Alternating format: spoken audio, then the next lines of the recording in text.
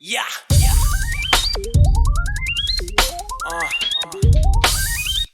Hey yo, man, it's your time. And fuck poverty. Get this money, man. What the fuck you gotta do, you know what I'm saying? I can tell you're mad at me. What's up, everybody? Welcome to the Film Leroy the Judgmental Podcast. What's up, everybody? This your boy Phil.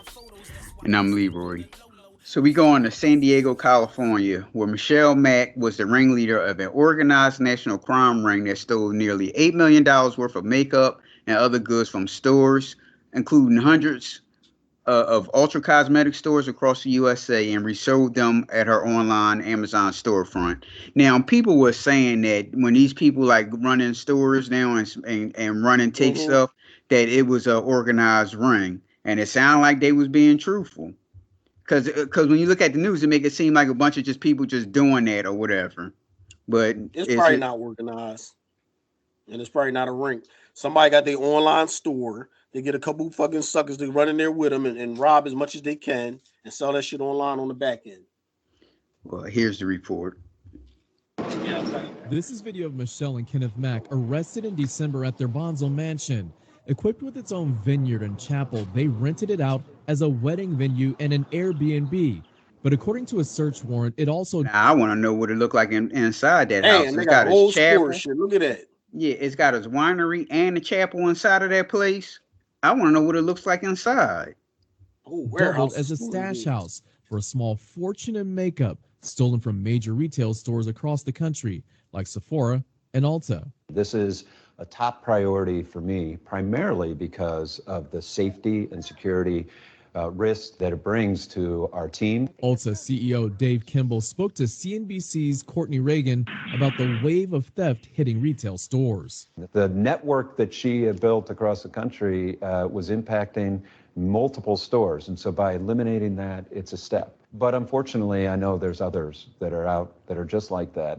53-year-old Michelle Mack and her husband have pleaded not guilty to charges of conspiracy, grand theft, and receipt of stolen property.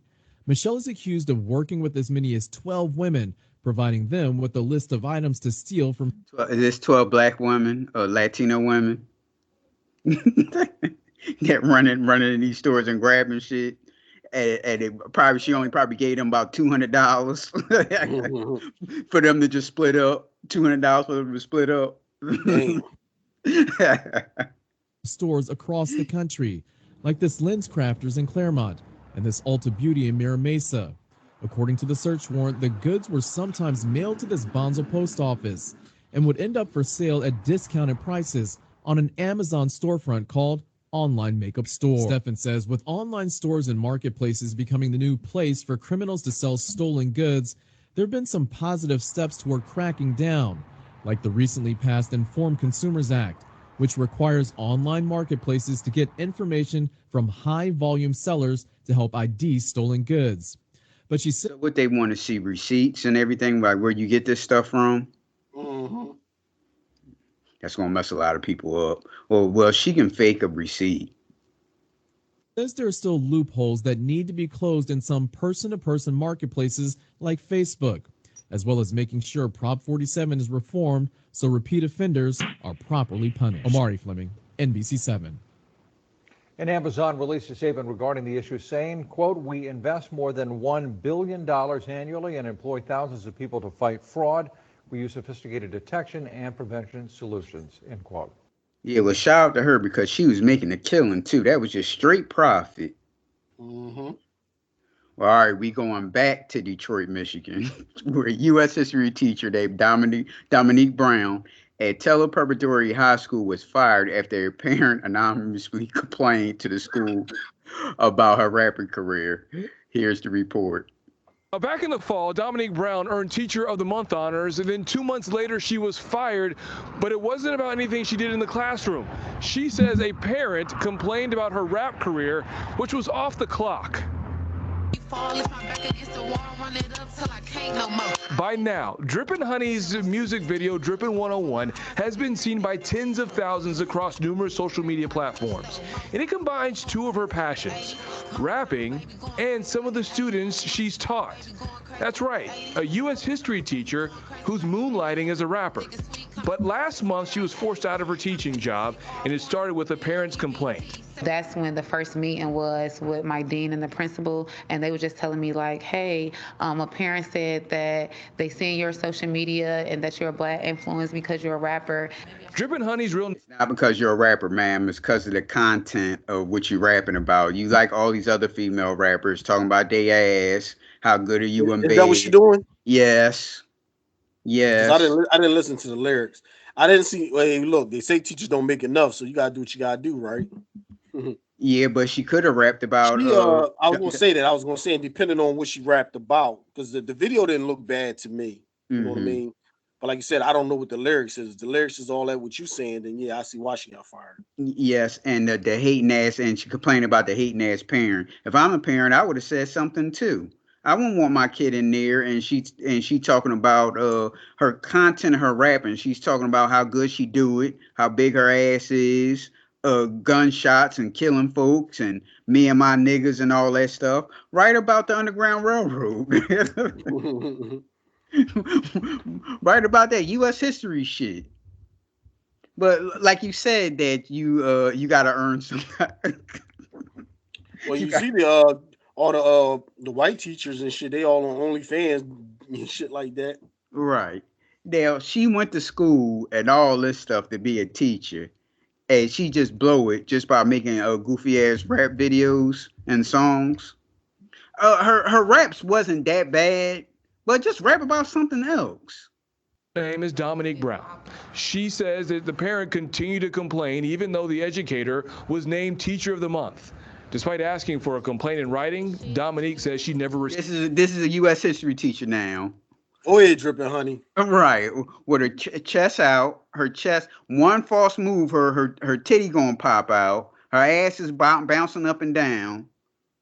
She should have known better than this. And Dominique believes that she was discriminated against. I was like, hey, well, can we tell that parent to come in and see professionalism, see me in the classroom, see me after school, see me at all the games, see me dropping kids off every day, buying food, doing all these things. Can they come see me in my element before they try to say I'm unprofessional in it? Was there at any point anything that was brought up that said your rap career may have, the lyrics that you use may have been a bad influence on some of the students that you had?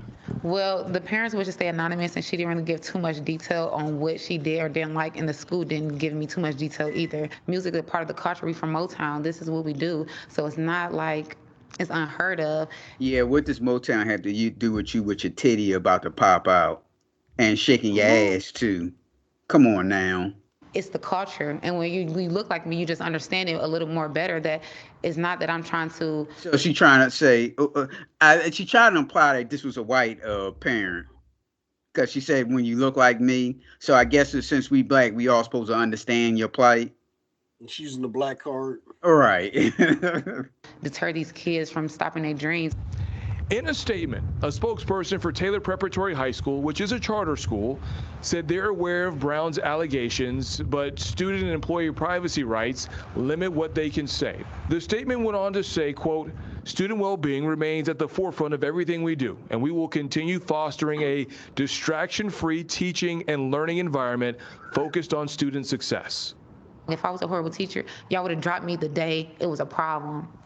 Did you ever feel that they were transparent enough for you? Absolutely not. If there ever was an opportunity, and Taylor said, hey, look, we want you back, would you consider it? No, I just want this to be an example for them to Yes, she would. do better. Dominique says that she just got a whole bunch of other options, son, that if the school say, hey, look, we'll take you back, that you just gonna say no. No, okay. He's in the process of trying to seek out an attorney and take some legal action. In Taylor, I'm Brandon Hudson, Fox 2 News. I would think the school can fire you if they want to. What does that have to do with taking legal actions? What, for discrimination? Yeah. Okay. But she'll lose that lawsuit. Right. Like I said, if you just rapping about something else, then okay, I get it. But you can't be rapping. She's like a walking contradiction. You can't be this upstanding teacher and you know, doing all the right things, and then on your free time you fucking popping it and talking about shooting it and all this shit. Right. All right, we go to Hollywood, Florida, where Felicia Shadara Smith, a Hollywood middle school teacher, was arrested for inappropriate contact with a student. And these teachers, boy, these young female teachers, they coming after your sons and they want to lick the daughters too. So here's the report. So developing tonight, a Driftwood middle school teacher is at the center of a safety alert. She may be smiling in her mugshot now, but she's facing a long list of charges after police said she had inappropriate Look at that mugshot. This woman had lost her mind. contact with a student. And Local 10's Terrell Fournay joining us live down from the jail in Pompano Beach, where that suspect is now being held. Terrell. Yeah, the North Broward Bureau is where that teacher was booked on some very serious charges. I just had a chance to read through her arrest report, and it says that the incident happened on school grounds. Felicia Smith may have been smiling in her booking photo, but the accusations against her in her role as a teacher at Driftwood Middle School in Hollywood are no laughing matter. The teacher did bring up that originally, since the beginning of the year, there was a maternal relationship with the student, and then she did admit to kissing the student. Police say the female teenage Maternal, so you go to have a maternal relationship. Now you want to kiss the student? Please. Middle school victim attends the very same school where the 38-year-old works as a teacher. A police report says a school resource officer called detectives after he was informed that a teacher kissed the juvenile on the cheek to the point where a hickey, known to be a contusion of the skin caused by sucking on the skin, was left. And look at how they have to explain what a hickey is. And clearly visible. But things only escalated to the attention of police because of the yeah, she's a maternal relationship. Now all of a sudden she's giving the child hickeys. Alert persistence from the girl's relatives. The family members noticed that there was something that didn't sit right with them. They noticed there were markings on the student, and they continued to ask questions. Initially, we're told the girl lied about the marks, saying it was from a football that hit her neck. She had Wait a minute. Was it the cheek or the neck? What is it? The neck. I think it's the neck too. So where did she come from? And she said, "Where you get that mark from your face? Where you get that mark on your neck from?" Oh, I was at football, and the ball just came up and hit me right on my neck. What ball hit you in the neck that you ain't gonna put your arms up to try to block? Oh, man. Actually changed her story to reveal the inappropriate relationship that also involved vulgar acts. She may not enter any school campus. Smith was a no-show for bond court today, but faces 2 criminal counts of lewd and lascivious molestation and lewd and lascivious battery. And right now, that teacher remains here in jail. The judge ordered her to be held on a pair of $75,000 bond charges. That's $75,000 for each of those charges. No word yet on if she has been able to post that bond. We are live in Pompano Beach. Terrell Fournay, Local 10 News. Watch out. Like, oh no, the football that hit me, and the young girl was right along with it too. Mm-hmm.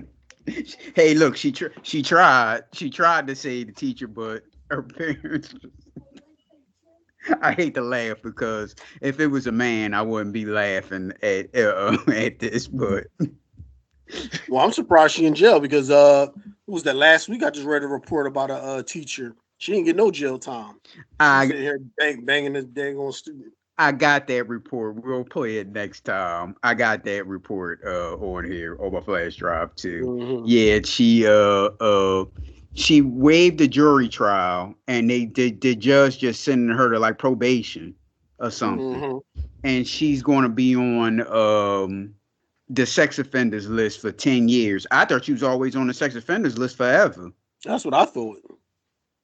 Yeah, we'll play that the next time. Well, here we go. We at Ashtabula, Ohio. We got Lauren B. Folletto and Karen Casebaum is facing charges after he drove a dead man to Ohio bank to withdraw money. There's a live version of Weekend at Bernie's. Here we go. Charged with gross abuse of a corpse and theft after they allegedly took a dead man to a bank and used his identity to take money out of his account. This And happened in Ohio. I guarantee you those glasses that they showed him with, I'm guarantee you he was sitting in the car with them glasses on too. Yeah. Bree Buckley has the grim details of the case that have left both a family and investigators stunned. So when they went through the drive-through to withdraw money, he was sitting in the car, so that made it seem like it was legit. Yes. Oh my goodness. Couldn't do that to an animal. I don't understand what they were thinking and how that money meant that much to them. For James Hubbard, A lot of people do things for money, sir, that you wouldn't believe. So what the hell?